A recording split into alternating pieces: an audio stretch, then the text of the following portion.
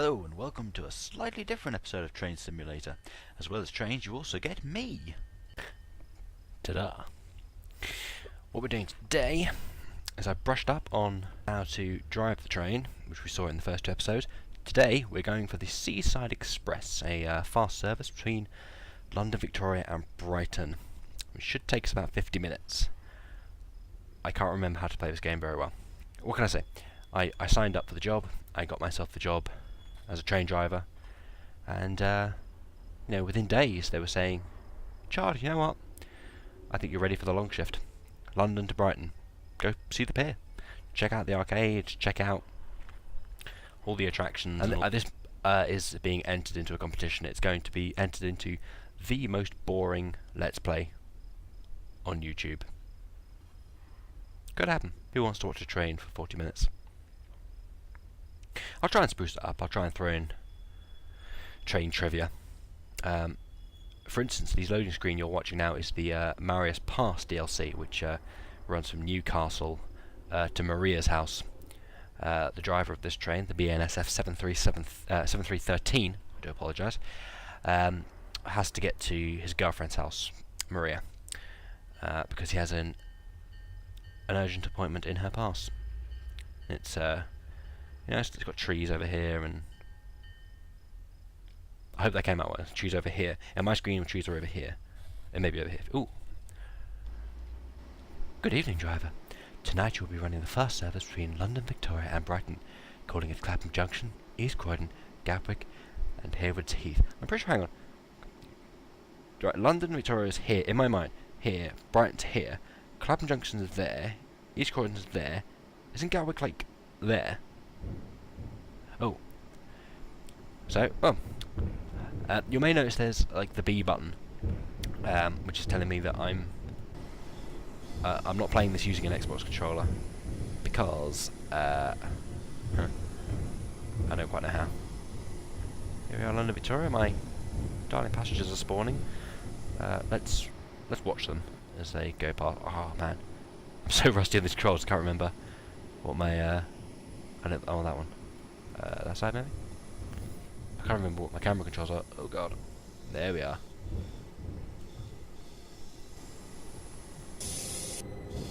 Oh, well, but at least we'll get a good view. What I'll do is I'll give you a good view of London using the camera. There we go. So we've got a London bus there. Very nice. London bus. And we're at London Victoria. There's the Chard just off in the distance there. The tallest, I believe the second free-standing structure in the EU. There's one other that's slightly taller, which is like a chimney stack in Newcastle or something like that. But I think we've unloaded. There's no other passengers getting off the train. There's Penny, Longlegs Penny. You can see, by the way, that the definition of her buttocks is far smaller in proportion to the rest of her legs. She's just waiting for the next train, which is going to Coventry, I believe. So, good luck to you, Penny. What we're going to do is set off here, and I'm going to hope to God I remember how to drive a train and I don't screw up royally straight away. I think we're off. We're off. Look at that. Going to maintain a steady 20 miles an hour. It's a green signal. Let's just drop the throttle a bit. I don't want speed. Oh. Yeah, we're off. Whew. That could have gone horribly. That could have been the worst start to a train Let's Play. Let's take this time to have a quick look around London. So that crane there, that's the London crane. It's been a tourist attraction since 1973. You could basically used to be what people call going up the lift if they were northern. There's the classic selection of Great British trains advertised there. Basically, the Great London crane would picture us up, raise them to a level of about 30 feet, and they get a good view of London. It was superseded, obviously, by the London Eye. which gives better views. And now if you look out the front window here, directly ahead is Battersea Power Station, which you may know, its primary purpose actually was as a... it was built to provide background for album art. There's many British bands that use that building as their background in their art, for like covers and things like that. Nowadays it's mainly used for filming. I think Apocalypse Now, is it? One of those sort of films, Apocalypse Now, or Good Morning Vietnam, or Avatar, I think were filmed there. So welcome aboard the train, ladies and gentlemen. It's late evening here. There's beeps going on, and I don't know what they mean, as we can finally go approach. So let's have a quick look out the window. Let's drop the throttle again, cut down the speed. There it is, Battersea Power Station with all its broken windows. There's the Chard just off in the distance there, which is a fantastic, but in all seriousness, if you get a chance to go up the Chard, I thoroughly recommend it. It's a fantastic building. And we should be passing just on the left here, on the right even, Battersea Cats and Dogs Home, where if you need to rescue an animal, they're your place. Right, so we've got nothing to do for 3 minutes while we head towards Clapham Junction, platform 13. So we'll take a moment just to have a look at our train. This is an Electrostar 3030, I believe, which has 4 wheels of carriage. It's based on the old design of the Electrostar 3020, which was decommissioned in 2007 due to faults with the brake system. Basically, the giant brake pads, I guess, that hold the wheel steady when it needs to brake, they would spontaneously combust because the friction would generate too much static electricity, and they'd just go up like a drunk aunt at a Christmas wedding. Let's just get the speed up a bit. We don't have anything to do with signals yet, which is good. And I'm slightly speeding. Hopefully I can get through this without having to slam the emergency brakes on. So let's bring it to a steady crawl. I don't want to go too fast, but I don't want to go too slow. There we go. Slowly climbing. There's nothing really to see until we get to Clapham Junction, so... while my guitar gently speeds. That's a green signal.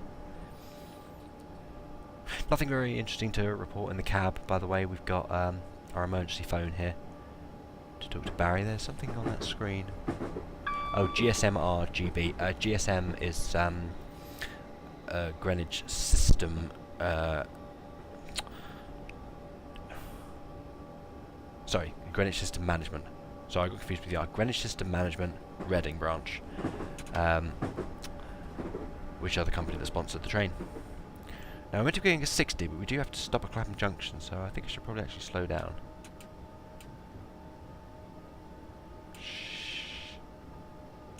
Yeah, I thought I meant to stop here. I'm going to stop here. Speed limit is 60. I think it's trolling me. The speed limit is saying 60, but I'm like, yeah, you should probably stop here. So we're going to hopefully stop to a gentle crawl. Oh shit, no, I'm about to hit the end of the platform. So we're going to go full emergency brake. How much did I miss by? Oh, that's not too bad. There's like a carriage. Ladies and gentlemen, the front carriage will not be stopping at this platform, so please pass down the train. Let's watch my passengers try to get off. Hopefully this won't bug and they'll fall into the... Let's unload. Oh no, look, see, they're clever, my passengers. They just move down the train. They know what they're doing. Let's get a trackside viewing of them. Clapham Junction was built in 1874. It used to be the big hub that would connect Newcastle with Greenwich. It used to see a footfall of something like 100,000 passengers per day, because all the steel works would come down and park there. Doesn't happen so much anymore. So we're just waiting as everyone departs. Let's take a moment to have a look at my passengers, actually. What we're doing. Let's have a quick goosey inside of the passenger view. Anyone? My train seems to be deserted. It's not deserted. I'm sure I saw people.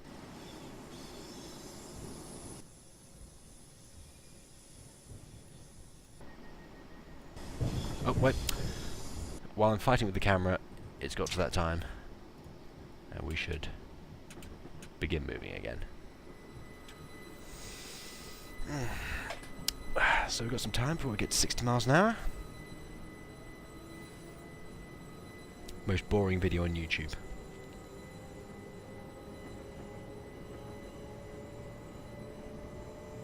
I need to get it to 60. But otherwise... So our next stop is East Croydon in just over 7 minutes.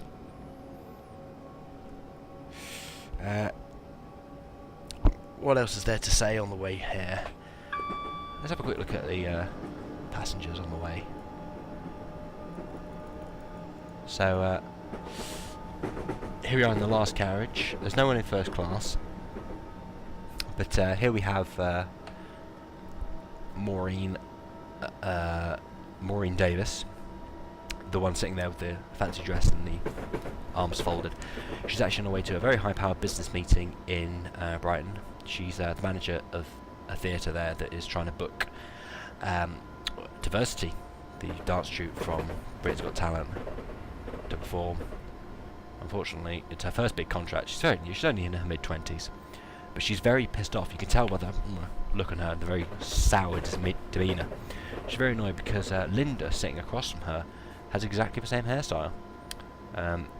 That's not gone unnoticed by Freddie, sitting behind in the blue shirt and tie, who's eyeing them with a sense of mild concern. So let's go to the next carriage. There's Freddie again, who's very quick. He's just got his hand just casually on his thigh. He's hoping that Tracy, sitting in the adjacent seat, will notice, but she hasn't.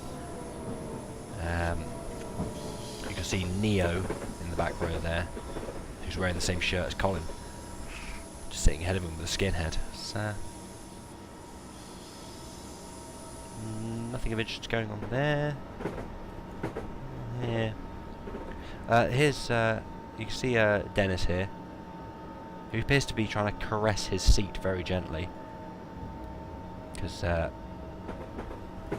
Susan opposite him. He's just hey, you could come and sit here. She's taking no notice. She's too busy camouflaging herself with the seat. So nothing interesting really happening in the passenger view.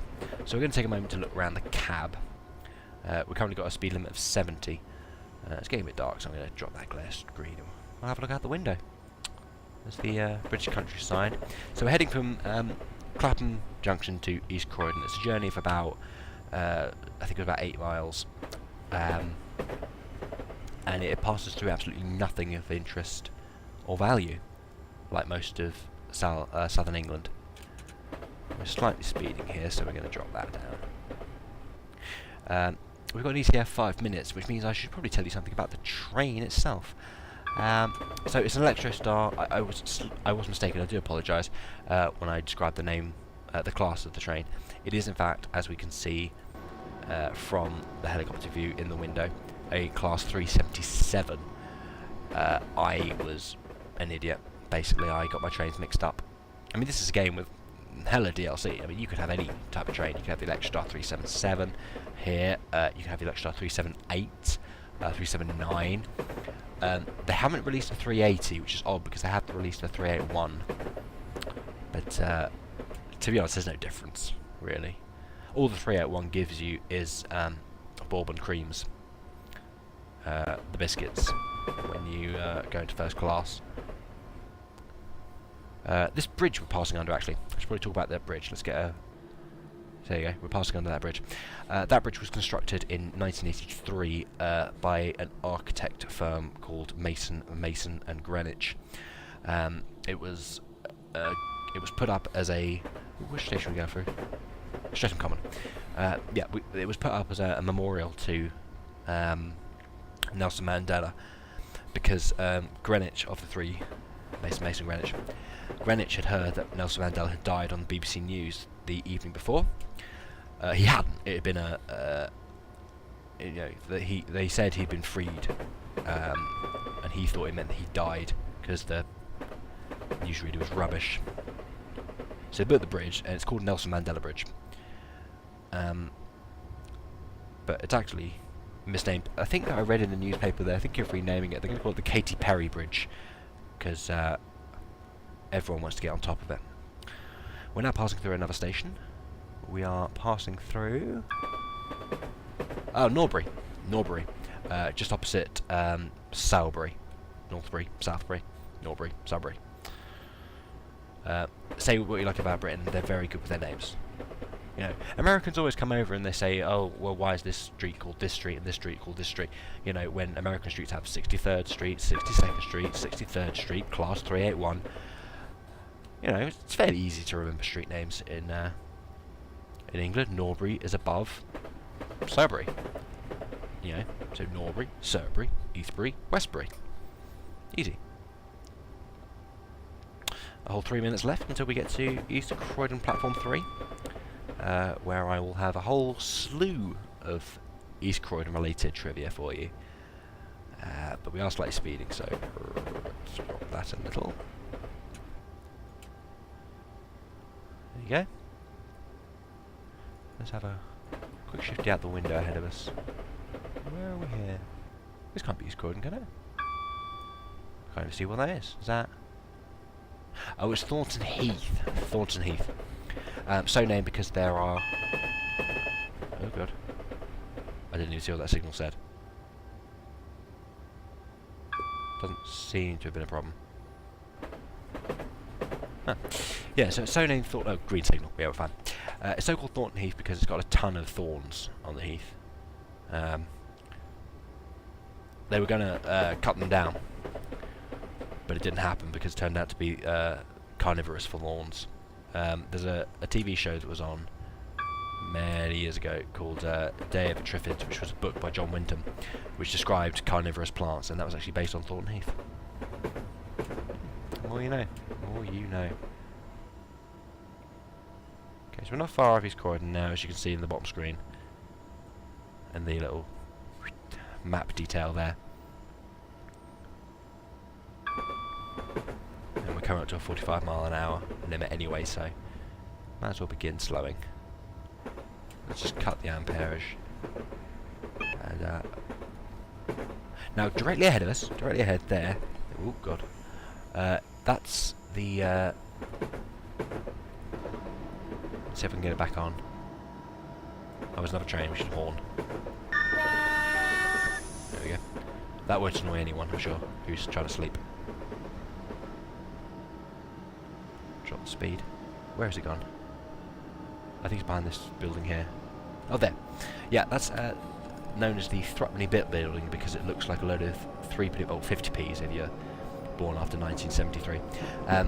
A load of 3-penny bits stacked on top of each other. It's on the 119 route, bus route. There you go. That's a better view of it. It was painted green and purple at the height of 3D cinema coming in when Avatar came out, which, as we know, was filmed in a Battersea Power Station. The idea was that you could look at the building and it would appear to be in 3 dimensions. I'm going to go to the overhead camera so I can try and gauge. I've not really got this lined up. We've got a whole 5 seconds before we have to be there. I just want to make sure that I get all the... there we go. You see the green line. Just want to make sure we've got all the carriages on. Cut the power. Back to the platform edge. Let's have a look at this. Please do not leave bags unattended. So we're not very late. We're going to unload our passengers. And there they go. There's... there goes Colin. And there goes Freddie. And Susan there. Bumping into a lamppost. You can see them walking through those railings. And we just wait. Whew, this train driving lark is pretty easy, actually.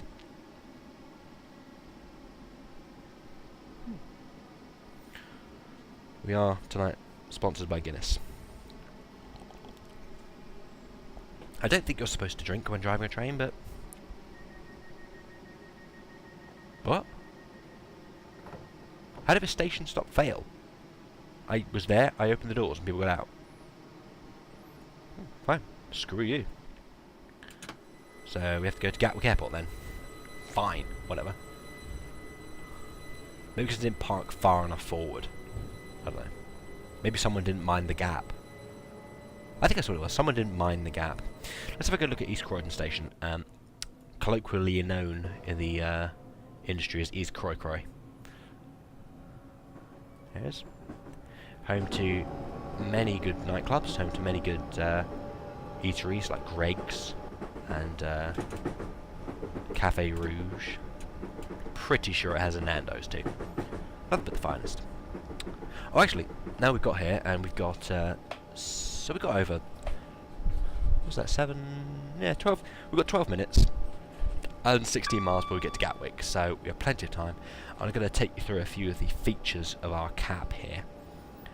So, if we have a look at the dashboard, I'll just zoom in so we get a better look. There we are. So here we have the speedometer. Fairly explanatory, that's our speed in miles per hour.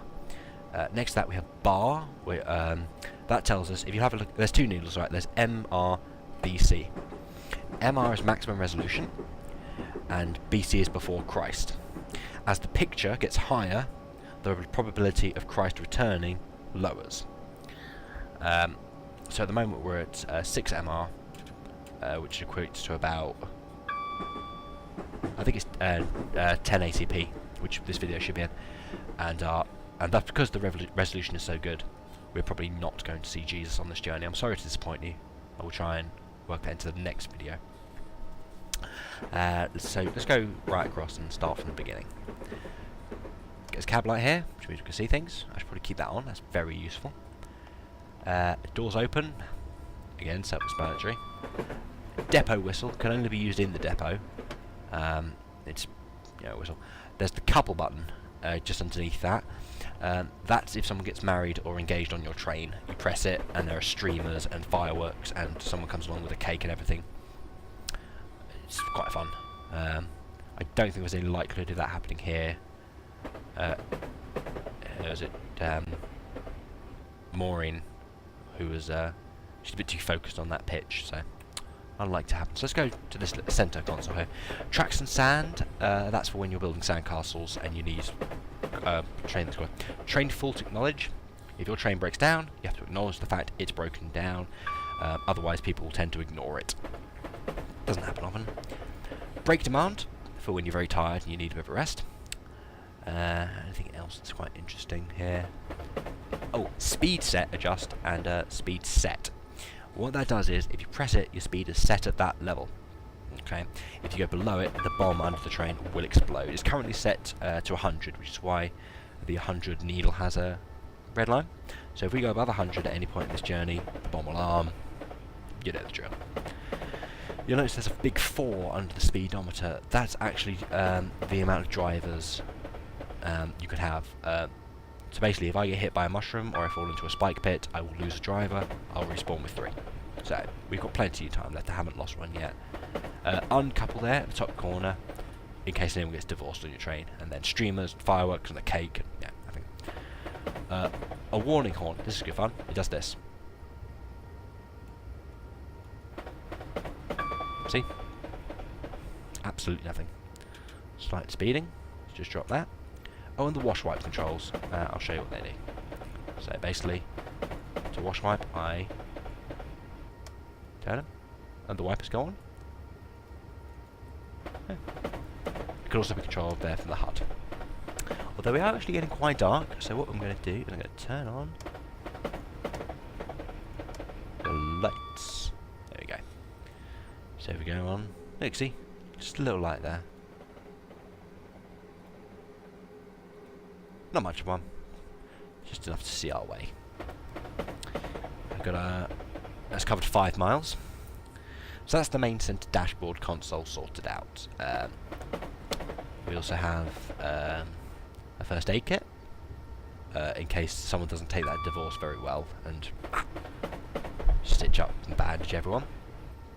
The phone to keep in touch with control, and none of these screens which work because iOS 6 hasn't fully updated its maps yet, and trains run on iOS 6. They were talking about switching Transport of London, switching its trains until Android, but until Android stop making iOSs that have really stupid names like vanilla ice cream, vanilla sandwich, or whatever it is, we're not going to have that happen anytime soon. So there's our train. I got for the cinematic camera just to watch us majestically sweep through the British countryside. If you've watched Lord of the Rings, you'll notice this is where all the Ents hung out. We don't see Isengard for a while, but that's something to look out for. I feel like this is going better than I thought it was going to be. I thought I'd have crashed the train twice by now. So let's have a brief moment to just sit and commute. Let's just chill out, kick back and look out the window. In fact, I don't like being in this window. Let's make sure we're facing the direction of travel. There we go. So we get to watch British countryside just saunter past us. Just going through a tunnel here. So if you were on a call, I'm sorry, but you have just lost all your signal. They're going to set up 3G aerials along the length of all of Britain's tunnels by 2020, I think it is.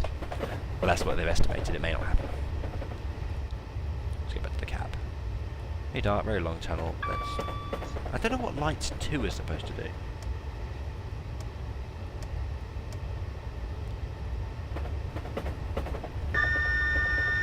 Can't seem to signal the horn. I think that only can happen in. I think that's only when another train's coming, because you've got to sort of wait.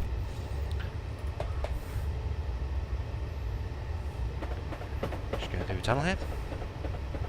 This is not the Channel Tunnel. Hopefully we won't end up in France. It has been known to happen though.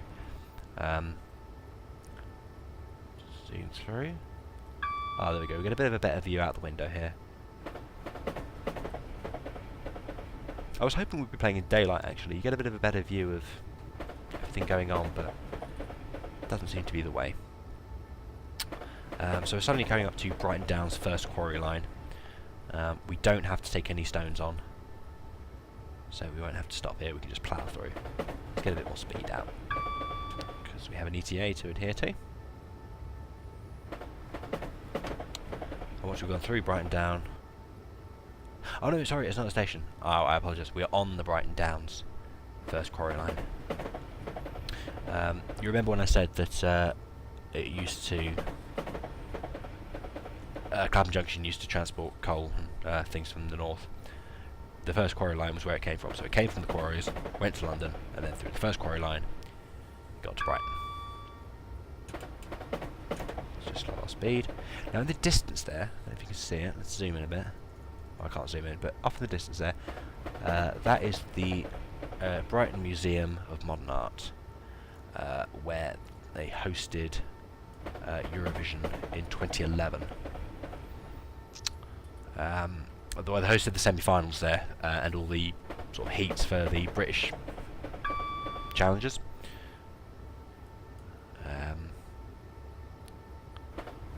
But that's where that was held.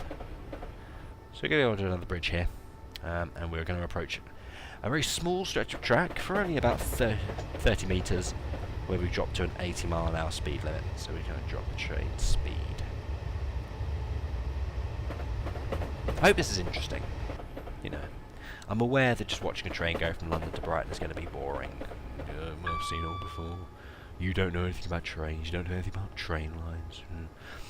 You know, I can imagine the YouTube comment section would be fairly harsh, but hopefully I'm giving you insights into the British Railways, this train in particular, the model, the dashboard.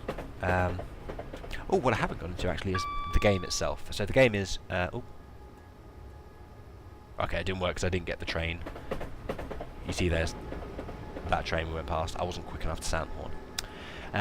The game is Train Simulator 2013, released by Railworks in 2011. And much like Madden, they have a new train on the front of the package. This time they had the Electrostar 377. And this is the first DLC. I think it came with it because I bought it in the Steam Summer Sale. It's the London to Brighton route, which encompasses, as we see, Gatwick, Brighton, East Croydon, which we just went through. East Croydon, I do apologise. It's the first game released on Steam within the last 12 months where the DLC actually costs more than the final game. It's the logical extension of the idea of downloadable content, whereby what you buy costs nothing, and what you can get as extras cost a lot more. League of Legends do much the same with RP and things like that. It's the extension of the free-to-play. I still have to pay 20 quid for the game though. It's worth it though. I think you can see the enjoyment getting out of this. It's not really about, it's like Minecraft, it's not really about what the game is and what the game is about. It's about what you do with the game. And what I'm doing here is taking you all on holiday to Brighton. It's a lovely day out. Look at that. A lovely British evening. A few clouds in the sky maybe, but they'll go. They'll pass.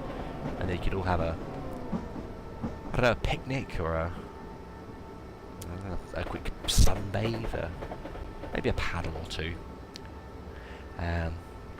One thing I do like about the game is how accurate the game is. You can see those two red lights we just went past there. They are a British signal for a dogging spot. We should come across quite a few of them in this run actually. If you don't know what dogging is, do Google it, or ask your parents. If either of your parents turns red, they should be able to tell you a lot more. The first two videos I did of Train Simulator, I sort of crashed the train quite quickly. This is yet to happen, and I'm very worried. I've not even had to respond to a signal yet. I've heard a lot of beeps saying you're coming to signals, but none of them have said to me, you should stop now or you're going to murder your passengers. Hasn't happened yet, so fingers crossed. Let's check our roster. Let's check our... So, I failed that. I still don't know why. Still don't know why. We have to pick up this giant purple man from Gatwick. He was an extra in Avatar. Okay, so I'm going to do that, and then pick up passengers at Haywards Heath, and then Brighton, and they get to Brighton. Excellent, okay. So that's not too bad. We're going through another station. We're going through Hawley. Lee doesn't like that name, but what can you do once you've earned it? Just on the cusp of speeding there. These are the train controls down here, the master key. These two levers here are much the same as the red and blue lever on the HUD. So you can see if I drop that lever train, that is that. They're basically, essentially the game is set up so you can control it by the HUD or you can control it by the in-game controls. Oh shit, that's Gatwick Airport!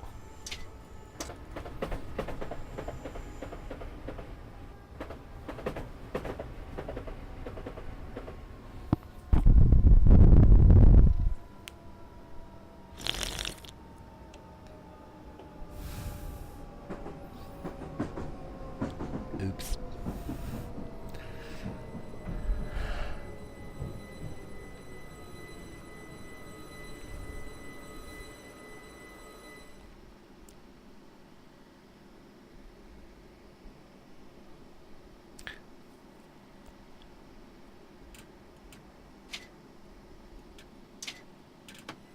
Sorry, Train Simulator.